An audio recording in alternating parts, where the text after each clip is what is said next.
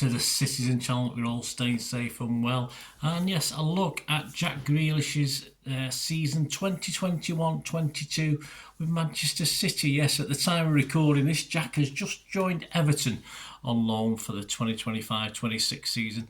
An option to buy, but it's very doubtful, of course, he'll be returning back to City. So I thought I'd take a look at each season that is with us. A bit of a mixed bag for Jack, wasn't there? But of course, we'll start at the very beginning.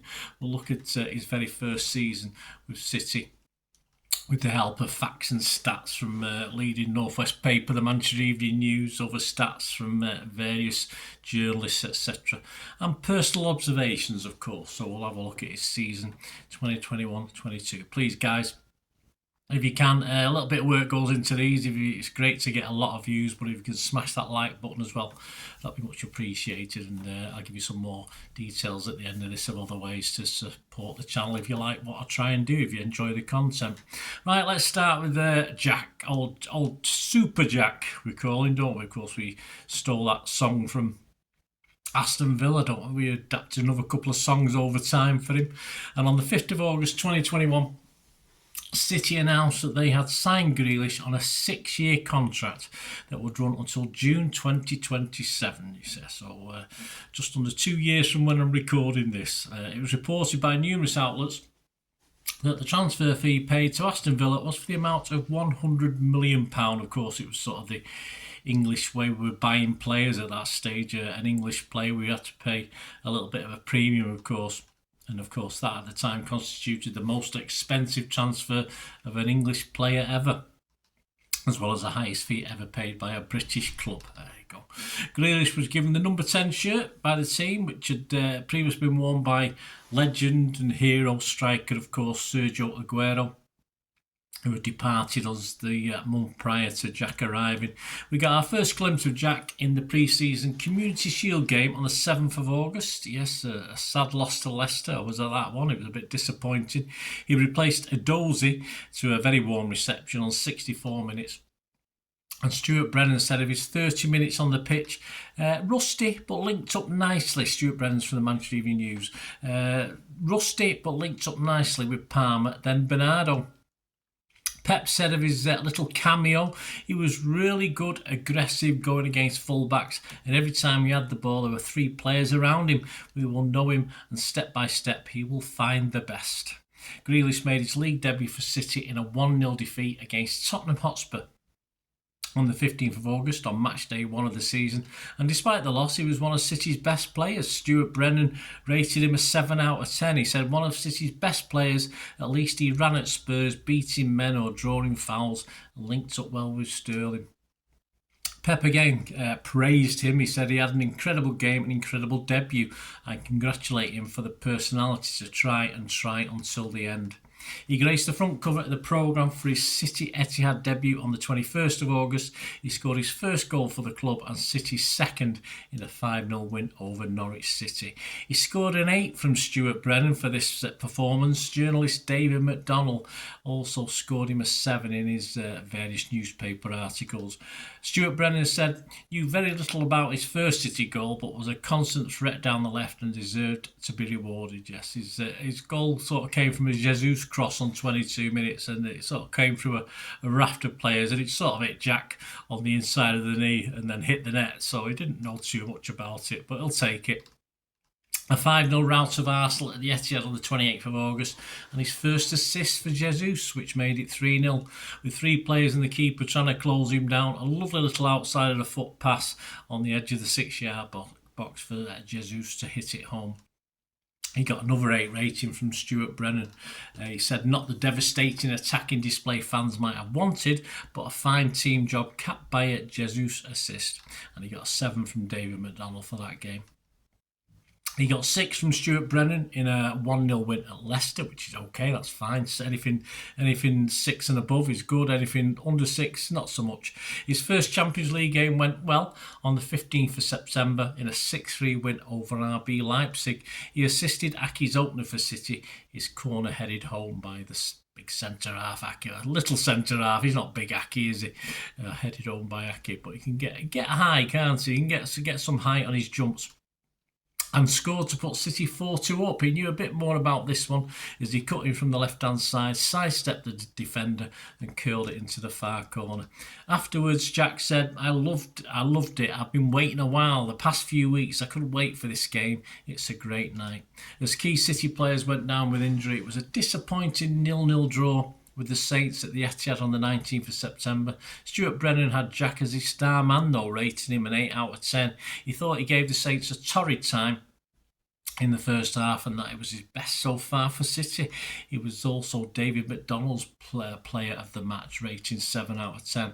Against Chelsea, a 1-0 away win on the 25th of September, another 8 from Stuart Brennan rating for Jack, saying he stepped up again in the second half to cause Chelsea serious problems on their right, and it was from a corner he'd won that City got our only goal of the game. He got 7 from fellow journalist Mike Walters. City was second, a point behind Liverpool after 6 games.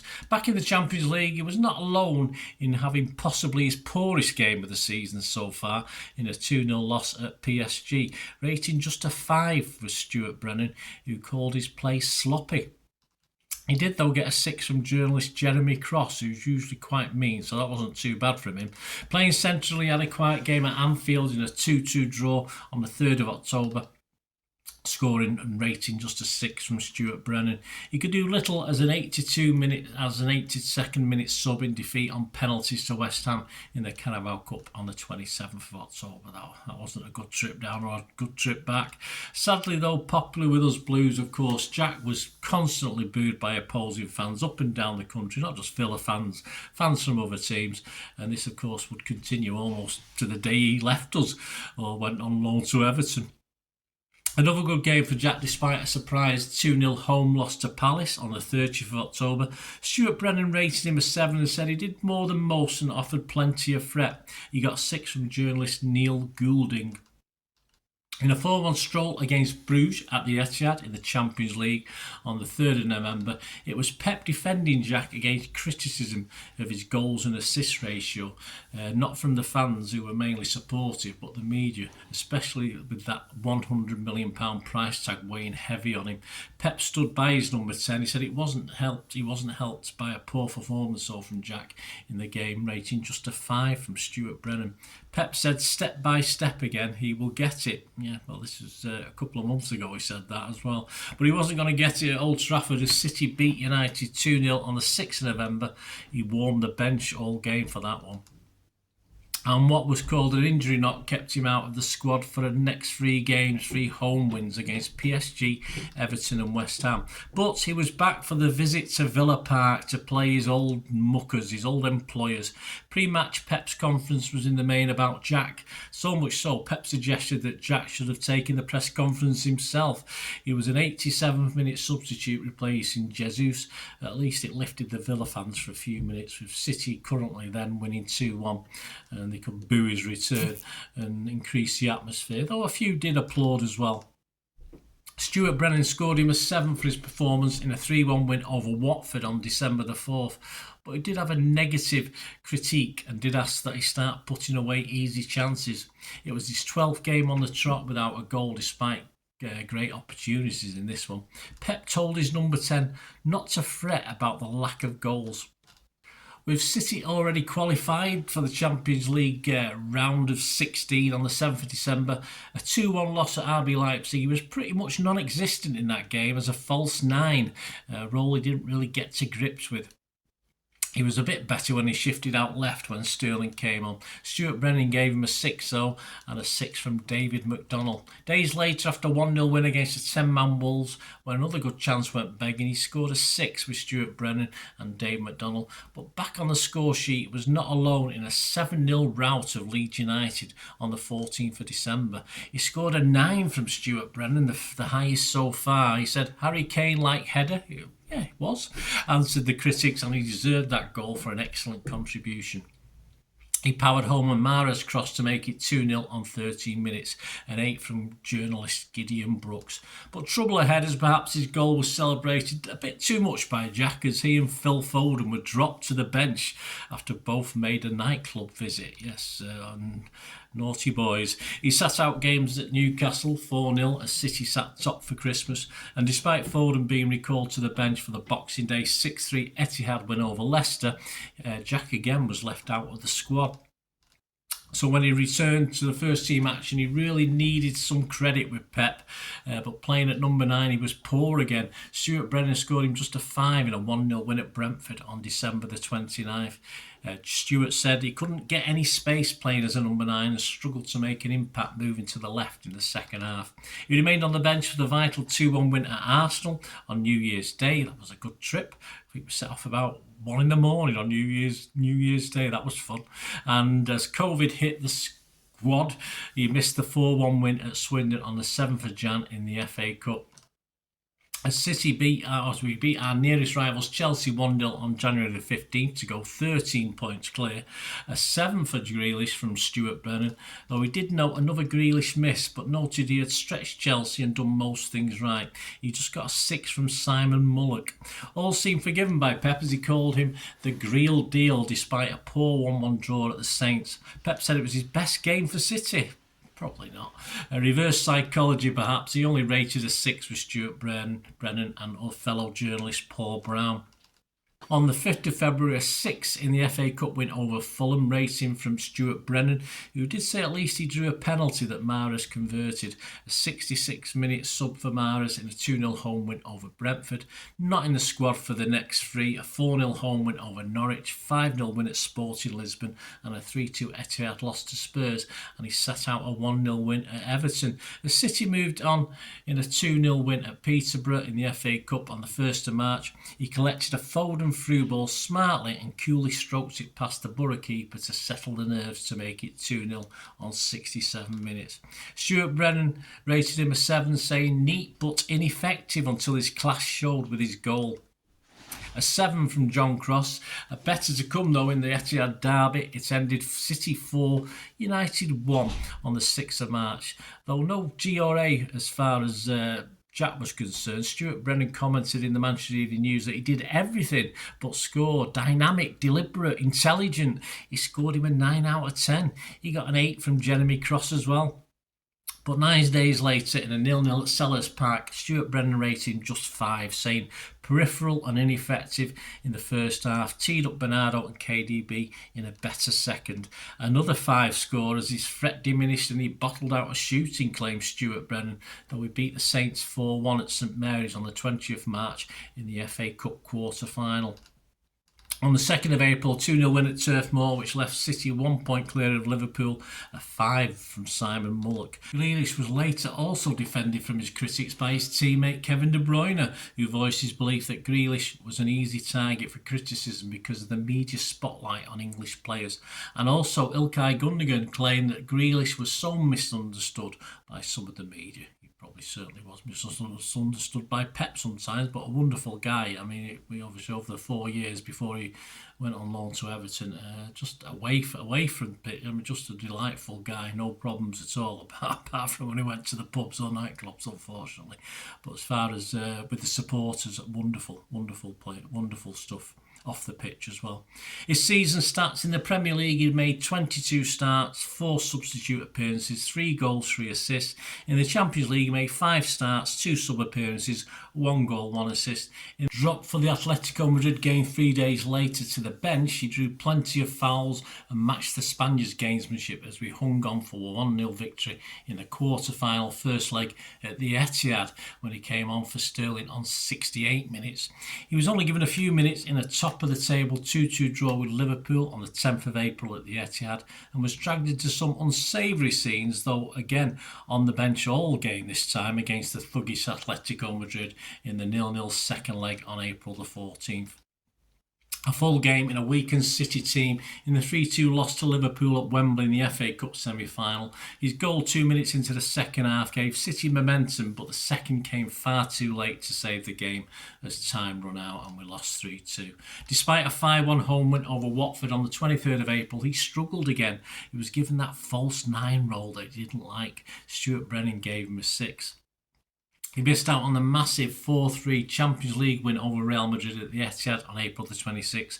And in the return, it all looked good when he replaced Jesus on 79 minutes, with City winning the tie 1-0, 5-3 on aggregate. But he did little as we capitulated and went out after extra time.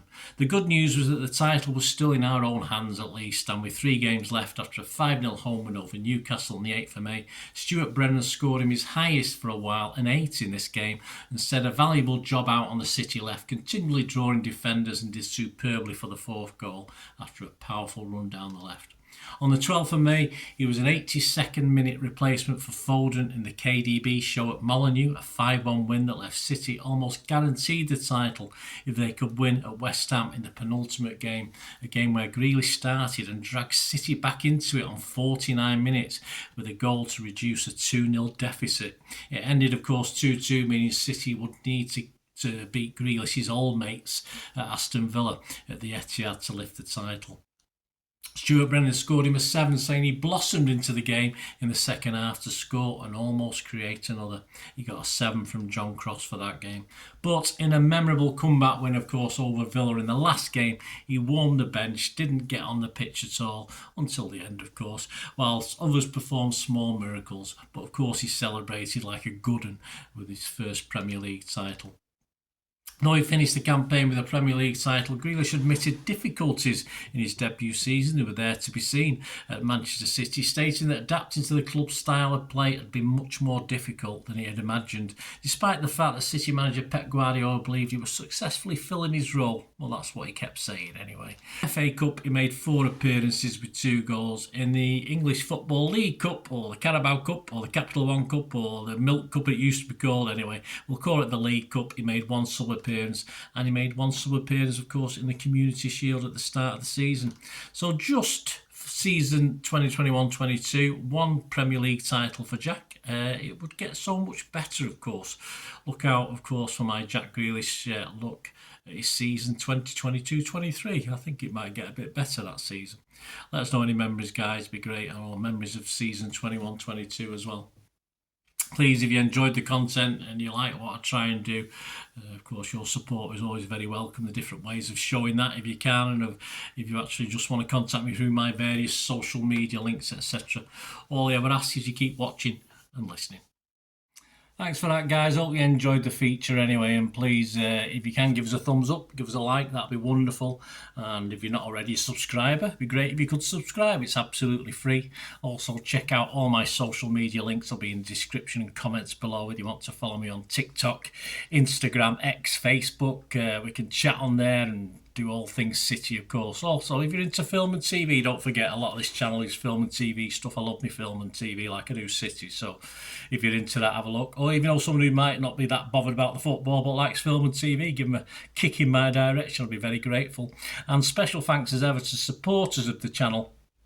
Piat6505. They've got a little eBay shop selling film and TV memorabilia mainly, including books, magazines, posters, lots of posters, and they do have some City stuff as well that they've purloined off me over time, so there'll be a few bits and pieces, probably more going on as well. So have a look at Piat6505 on eBay.